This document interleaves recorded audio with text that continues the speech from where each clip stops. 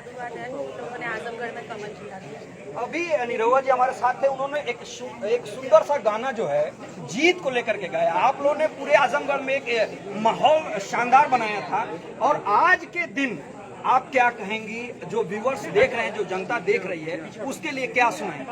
मैंने पूरे टाइम प्रचार में जनता से एक ही बात बोली थी, और वो बात का उन्होंने मान रखा है। मैंने उनको पूरे टाइम यही कहा था कि सीधे कमर का बटन दबाना है, निरहुआ जी को जिताना है, और उन्होंने कमल का बटन दबा के दिनेश जी को जिताया।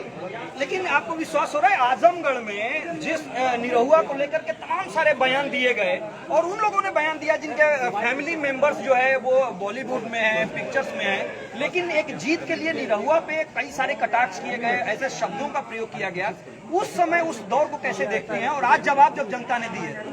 मुझे खाली ये समझ में आता है कि बहुत शब्दों का उपयोग हुआ है, लेकिन यही है भारतीय जनता पार्टी, जो कलाकारों का सम्मान करती है, और बाकी लोग कैसी मानसिकता रखते हैं कलाकारों के प्रति, वो भी हमको देखने मिल गया। लेकिन जनता सब देख रही थी, और जनता ने मुंहतोड़ जवाब दिया। तो ये आम्रपाली जी थी जो लगातार चुनाव प्रचार में थी, जो उनका साथ जनता सब देख रही थी, और जवाब